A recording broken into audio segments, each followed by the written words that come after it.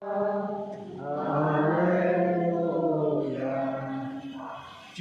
ơn cùng anh chị em và ở cùng Cha. Tin mừng Chúa Giêsu Kitô theo Thánh Marco. Lạy Chúa, vinh danh Chúa. Khi Đức Giêsu vừa lên đường thì có một người chạy đến quỳ xuống dưới trước mặt người và hỏi: Thưa Thầy nhân lành, tôi phải làm gì để được sự sống đời đời làm gia nghiệp?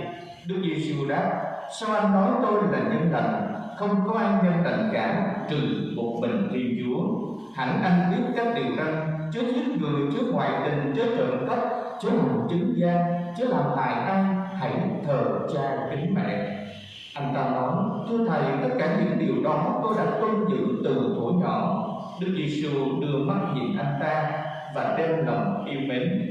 Người bảo anh ta: Anh chỉ thiếu có một điều là hãy đi bán những gì anh có mà cho người nghèo, anh sẽ được một kho tàng trên trời, rồi hãy đến theo tôi. Nghe lời đó, anh ta xa sầm nét mặt và buồn rầu bỏ đi, vì anh ta có nhiều của cải. Đức Giêsu rảo mắt nhìn chung quanh rồi nói với các môn đệ: Những người có của thì khó vào nước Thiên Chúa biết bao. Nghe người nói thế, các môn đệ sững sờ, nhưng người lại nói tiếp: Các con ơi, vào được nước Thiên Chúa thật khó biết bao. Con lạc đà chưa qua độ tiên còn dễ hơn người giàu có vào nước Thiên Chúa. Các ông lại càng sửng sốt hơn nữa và nói với nhau: Thế thì ai có thể được cứu?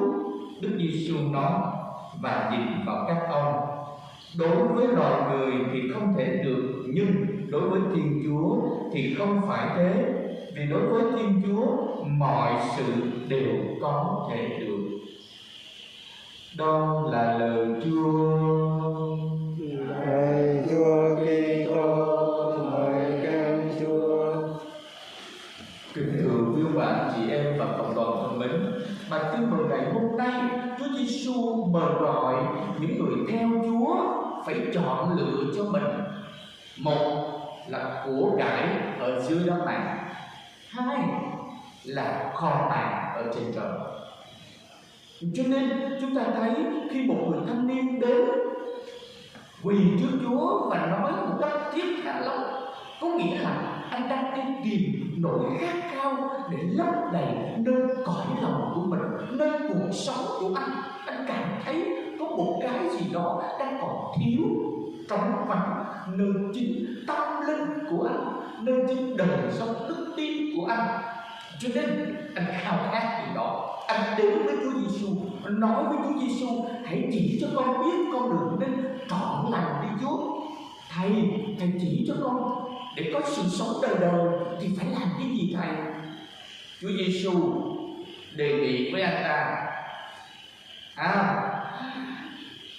anh có biết luật dạy như thế gì, những gì không? Và anh đã làm những điều đó chưa? Anh đã sống luật của Chúa chưa? Những điều răn của Chúa dạy chưa?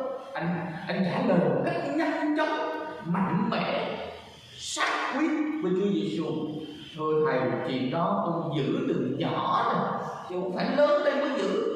Có nghĩa là một con người đạo đức, có đạo từ nhỏ, sốt sắng, đi lễ thường xuyên, giữ luật Chúa, đàng hoàng tử tế, không trộm cắp, không giết người, không ngoại tình, không ăn lời của ai, không ăn cắp của ai cả. Tuyệt vời! Chúa nói, Chúa nhìn anh ta một cách quá tuyệt vời và đem lòng yêu mến anh ta, bởi vì con người này quá tuyệt vời, quá chân thành, đạo đức khỏi trên. Nhưng Chúa không dừng lại ở đó.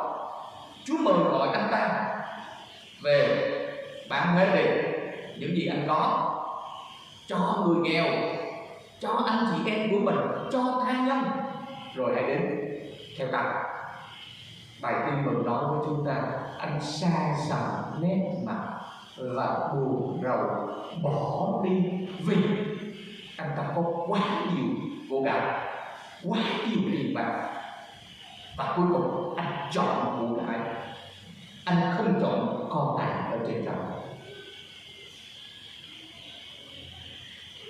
Kính thưa quý ông bà anh chị em và cộng đoàn thân mến, lắm lần và nhiều khi trong cuộc sống của chúng ta chọn của cải ở dưới đất này mà không chọn kho tàng ở trên trời.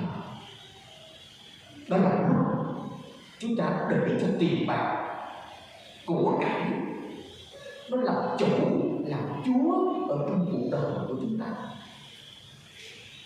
Mà thay vào đó, ta hãy để cho tiền của đó chỉ là phương tiện giúp chúng ta có được kho tàng ở trên trời. Ta không để cho nó làm đèn tối, mà cuối cùng ta để cho nó làm ông chủ của chúng ta. Cho nên người ta hay nói cái câu mấy đứa nhỏ trước đây: tiền là tiên, là Phật, là sức mạnh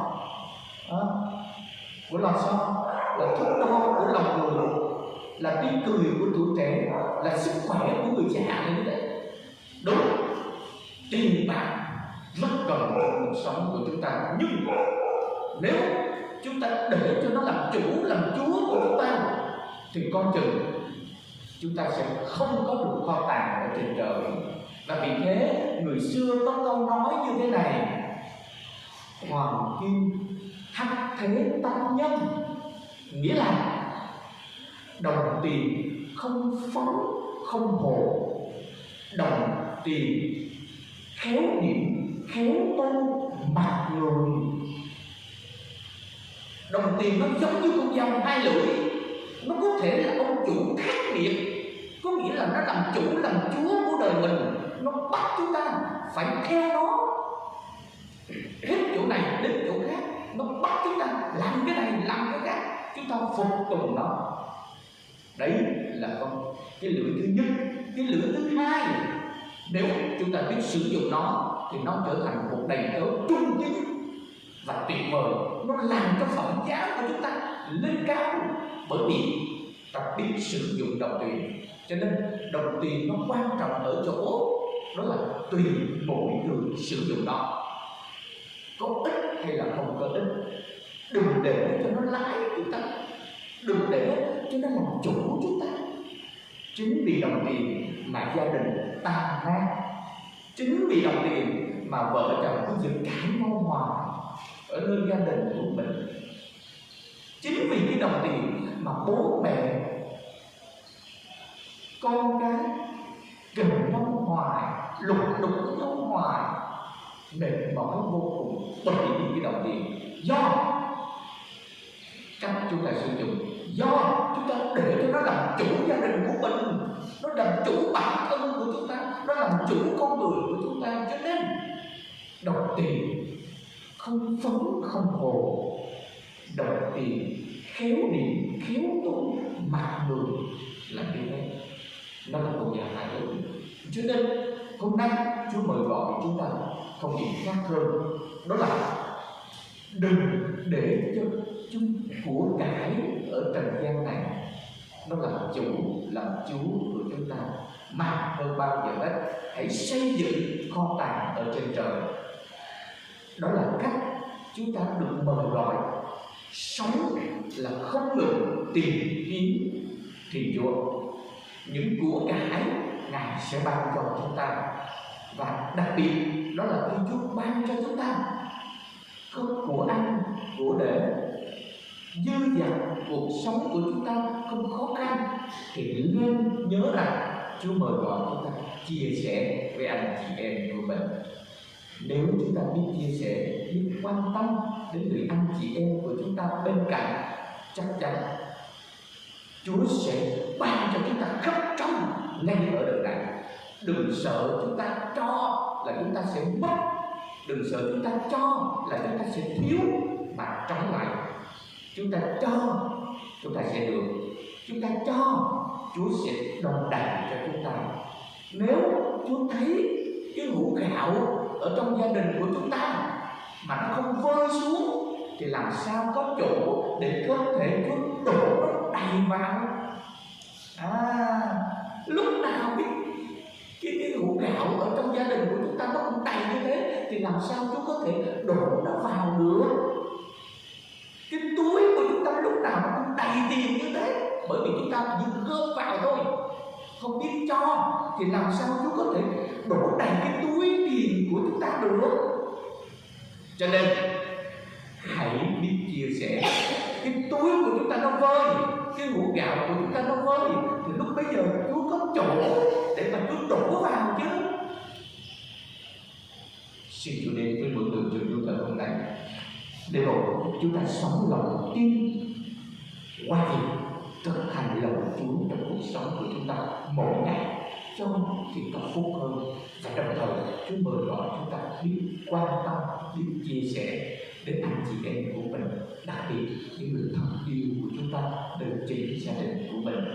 Có như thế chúng ta mới thảnh thơi được chính cuộc sống của chúng ta, và đặc biệt đừng bao giờ để cho tiền bạc của cải vật chất nó làm cho gia đình của chúng ta tan nát, nó làm cho gia đình giữa vợ với chồng cãi nhau hoài, cha mẹ với con cái cãi nhau hoài, bởi vì ai trong chúng ta cũng quan trọng cái đồng tiền.